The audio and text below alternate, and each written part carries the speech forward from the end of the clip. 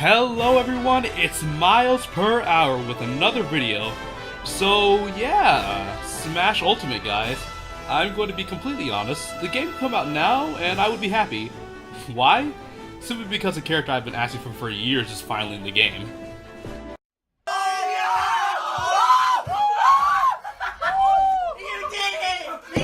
So I won't complain about a character I want not being in the game. However, it's really fun to speculate about characters in Smash. Sakurai says not to expect too many new fighters in this game, which makes sense.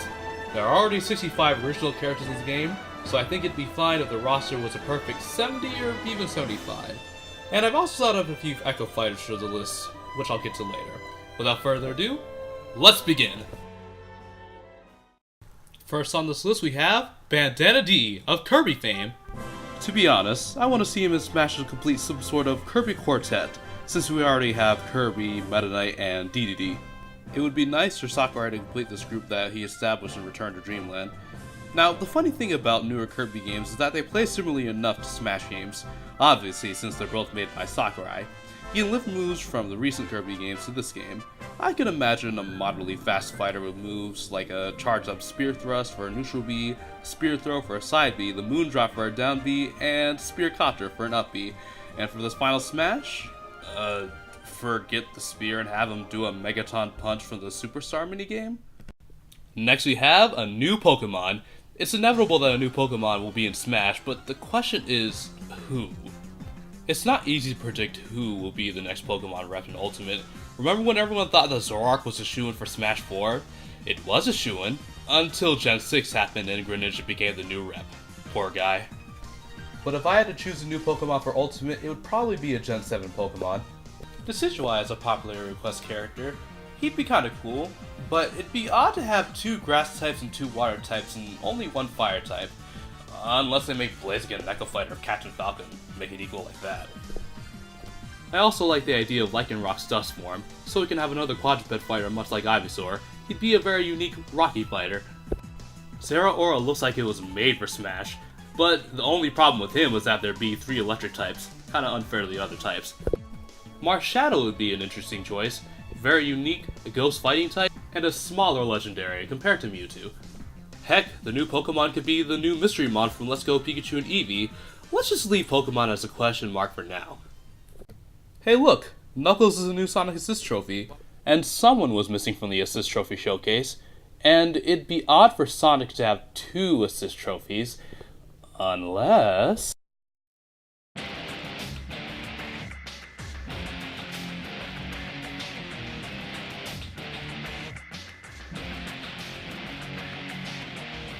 Now, I know a lot of people think Shadow should be an Echo Fighter for Sonic, and I get it. Shadow is almost the same as Sonic in games like Adventure 2 and Heroes, but I feel like that'd be a waste if they did that. The only move he should really share with Sonic is a side B spin dash. Other moves he could have would be a chargeable neutral B Chaos Spear, an up B Chaos Control Teleport, and for his down B, well... Chaos Control! Thanks, Sonic Bros. Oh, and I guess his final smash would be him turning super and doing Chaos Blast. To continue with another third-party company getting a second rep, I think Square should get another rep. Most importantly, Geno. I also had Sora in the spot too, but Kingdom Hearts isn't coming to Switch and Geno has a better chance anyways. And if Sora gets in, people will start asking for Mickey Mouse, and Sakurai has a policy for characters who originated in video games.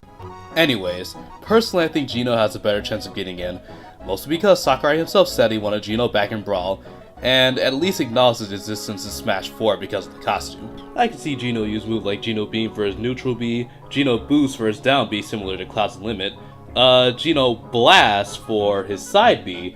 His final smash would be Geno Whirl, with 999 appearing on his opponents when it lands. It would probably work like the Light Arrow or Dark Pit Spear. Next we have Rex, from Xenoblade Chronicles 2. How Smash makes the Xenoblade series popular, much like how Melee helped the Fire Emblem series get popular. When I imagine Rex, I imagine the reverse Pokemon trainer, where the fighter would be in the foreground and the assist character would be in the background. His normal attacks would be similar to Shulk's, but especially would be focused on the blades. They would switch from each other, like if Rex had Sword Wife, Pyra in the background, his powers would have a fiery punch to it, with light, Mithra, etc. It's easy to say that the Smash Bros. Series is basically a celebration of all these video games, but one aspect the series has yet to represent is the indie scene. And I'm thinking of two characters who can fit that bill. No! There we go, Shovel Knight and Shantae. Let's start with my favorite of the two, Shovel Knight. It seems like Shovel Knight belongs in the Nintendo family, and Yacht Club Games love classic games. I could see Shovel Knight as a moderately slow fighter. He would use moves like a Fireball for his neutral B, a Propeller Dagger for his up B, the Warhorn for the down B, and the Dust Knuckle for the side B. And his final smash could be a reference to the Catch Me minigame. Next we have the Half Genie hero, Shantae. She seems like she would be a quick sort of fighter. She would use a Fireball for her neutral B also, and different transformation for the other directional special, and her Genie's Lamp for final smash. I love Kid Icarus Uprising, and Palutena's inclusion was great, even if she wasn't the best fighter. And Dark Pit doesn't really bother me, even if his differences to Vanilla Pit are very slight. To continue this Kid Icarus train, I'd love to see the goddess of nature, Viridi. Human scum! The world's better off without you! Out of all the fighters who people think should be Echo fighters, I think Viridi bothers me the most. Why? Because she would be shorter than Palutena. An Echo fighter needs to fit a character's skeleton. If they don't, they just be a semi-clone, like Pichu. I see Viridi as some sort of summoner. She would use her forces of nature for her specials. I could see her use Kragalance for her smash attacks, Bumpity Bombs for her neutral B, Nutski to carry her to safety for her up B. She'd throw a Trinamite for her side B, and cause an electrical shock with a Zert for her down B. She would then set a reset bomb for her final smash. Wolf is back and Ridley is here. Let's keep this villain train rolling with the ever popular King K. Rool. Now, a lot of people say King K. Rool isn't relevant anymore, and I understand that. He hasn't appeared in a proper Donkey Kong game since Jungle Climber, and his actual appearance as a trophy in Smash 4, odd since the Kremlings were in Smash Run, but not their king. Well, no sign of him until the costume. Nintendo and Sakurai are aware of his existence, so I think he'd be a great inclusion. His moveset would be pretty easy to make too. A very heavy fighter with the use of many gadgets and weapons. The Blunderbuss gun for his neutral B, Crown Toss for his side B, the Copter Pack for his up B, and a Butt Stomp for his down B, and I can imagine his final smash be a battalion of some sorts. The Donkey Kong series just deserves more reps. I'll be completely honest with Crash. Not only do I want to see him in the game just because gaming's biggest icons could be in one game, I think it would be hilarious if Nintendo took a character who was seen as Sony's mascot for the PS1 era. It would show how much the game like PlayStation All-Stars was a failure, for not getting a very important part of PlayStation history in their crossover. But I digress. Crash has a lot of potential for a moveset. He could use his spin attacks or his smash attacks, and then use a stronger Cyclone spin for his neutral B, his Wumpa Bazooka for his side B, his Belly Flop for his down B, and have Aku Aku lift him up for an up B. We could take note from the games that no one likes to have Crash unleash a Titan for the final smash. Anyone? I'm not one to believe in text leaks. However, the recent one that stated that every fighter would return and Ridley would be a playable character was very interesting, especially since they say another fighter would be revealed.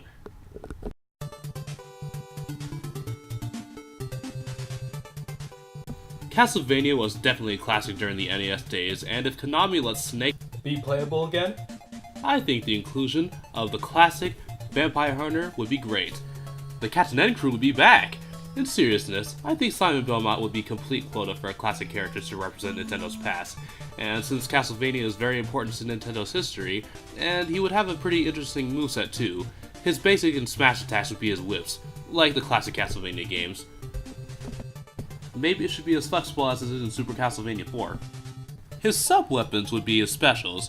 His dagger would be his neutral B, his cross throw would be his side B, a tether recovery for his whip for his up B, and the holy water to stun enemies for a down. His final smash would be the super from Castlevania Judgment. And as for his design, I could see his Super Castlevania 4 design. Now before I get to the Echoes Fighter spot, I want to talk about 3 characters who seem odd to me, and I want to talk about. Those being Banjo-Kazooie, Chrom, and Heihachi Mishima. First, Banjo-Kazooie. If I'm 100% honest, I think Banjo-Kazooie would be perfect for Smash, and all the signs pointing to their inclusion to be inevitable. Phil Spencer saying it'd be okay, Microsoft and Nintendo having a nice relationship because of Minecraft and Fortnite, it's just something seems odd about this. Could I be too negative? Possibly. Here's hoping for the best with these two. Next, there's Chrom. Look, I love Fire Emblem, but there are too many Fire Emblem characters already. It's not like Mario or Pokemon where one franchise is the mascot of the company and the others is a household name. Fire Emblem became big because of Smash and Awakening saved the series. With Chrom, it's an odd situation. Robin was not in the E3 build of Smash Ultimate, and we have not seen anything when it came to this final Smash. And Ike's Chrom-inspired outfit wasn't there in the E3 build, which is fishy. So it's possible this can be Chrom's chance to fight. This could be the other day that he wished for. My only hope is that he does at least something different. We don't need another Marth clone. I mean, his Aether heals.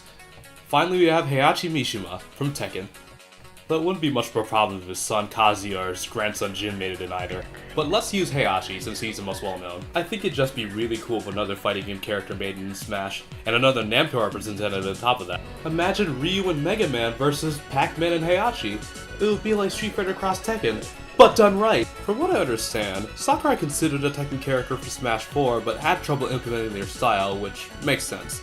Unlike Street Fighter, Tekken is a 3D based fighter, so having that style of fighter in a 2D fighting platformer like Smash would be difficult, but not impossible. Sakurai could probably take notes from Street Fighter Cross Tekken and that other game for references. You know, I just realized that I gave almost every third party a second fighter so they can match up with Capcom for having two. I guess I should give Platinum Games one also. Wonder Red, someone find a way to work around the whole 101 people thing. Alright, let's go to the Echo Fighter. I never actually hated clones during Smash's history. It's not like they actually took anyone's spot, they're just extra characters to make the roster look bigger, which is no problem. Yet, from what I've seen from this community, some people fail to realize how these characters work. I believe an Echo Fighter should be a character who's capable of fitting the skeleton of the original and give her minor tweaks, like animations. For example, another Punch-Out character wouldn't work like an Echo Fighter for Mac, since all of them are just so much bigger than Mac. The only one I can see is Glass Joe. I could also easily see these characters be costumes much like Bowser Jr.'s Koopaling costumes or Almar's Elf costume.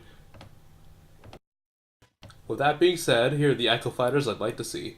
Something that always bothered me about the Mother and Earthbound series in Smash is the fact that there's basically no representation for Mother 1, or Earthbound Beginning. Since the game is finally in the US, I think it's appropriate to have Ninten come as Ness's Echo Fighter. A few of you might think that Ninten looks just like Ness, which makes sense. So, I think you should just give him a simple redesign. His new design should just look like him in the Mother 1 commercial, give him some new voice lines, and there we go. And his final smash should be either him summoning Eve to wreck everyone, or have Anna, Jeff, and maybe even Teddy sing everyone to death? Next I have Dixie Kong. I've always thought something was missing with the DK fighters. Well, not only do I think their villain should be playable, I think Dixie Kong should be Diddy Kong's Echo Fighter. I've had a hard time thinking of something original for her, so I say just steal her sister's feather crossbow and call it a day, and do something special with her hair and her recovery animations. So I made it clear I don't really want any more Fire Emblem characters, but I want more Kid Icarus characters, so if Sakurai pulled a Melee Ganondorf where he took a moveset from a character from one franchise and cloned it to another, my idea is with Magnus as Ike's Echo Fighter. You know, two burly swordsmen. It might be a challenge to fit Magnus in Ike's skeleton. Maybe tweak his idle animation where his sword's over his shoulder. They tweaked Daisy's idle animation to make her peppier than Peach, so I see no problem with that. I don't know. When I see Magnus, I want to see someone I just want to play as more, since he was pretty fun to play as temporarily in Uprising. And instead of fire as his element, it could be wind or energy or whatever comes out of Magnus Club. So if I haven't made it abundantly clear that I am very happy with Ridley's inclusion, That's the big time! That's the big time! I am. So would it hurt to have one more Metroid rep? Dark Samus. The signs seem clear. No sign of the assist trophy or the Dark Samus costume in the E3 build. Now, I do think Dark Samus could have an original moveset, but I wouldn't mind if she was an Echo Fighter either. I could imagine her having added properties to her attacks like poison to represent phazon powers or more electricity to her basic and smash attacks. Her final smash could be her final form in Prime 2 maybe. Finally, I have two Echoes for Zelda and Sheik. I have Impa for Sheik and Hilda for Princess Zelda. Let's start with Impa, who's been requested ever since Hyrule Warriors. I never really saw the idea of Hyrule Warriors representation coming to Smash. So I think Impa as Sheik's Echo would fit well too. I mean, she's one of the only few other characters in Zelda to stay constant with the main three when it came to the timeline, and as a Sheikah warrior, it would make sense for her to basically be a copy of Sheik. As for Hilda, I find it interesting that the Smash team went with Zelda's Link Between Worlds design rather than the Breath of the Wild one, but if they wanted to focus on that particular design for her, I think it'd be cool if Zelda's low-roll counterpart Hilda was Zelda's Echo Fighter. While not evil, she could have a dark theme to her attacks, and maybe her Phantom could be another color. Oh, and her final Smash can use a low-roll Triforce. And there's my video. This was really fun to make, and I might make a sequel to this video. Or not. Depends on what happens in the near future of this game, really. See you next time. Make sure to like, comment, subscribe, and follow me on Twitter, and check out the PK Freshness podcast, and also the Judcast too. One I'm a regular, and one when I'm a regular guest. You know, I forgot Suda51 and Sakurai are friends. You don't think?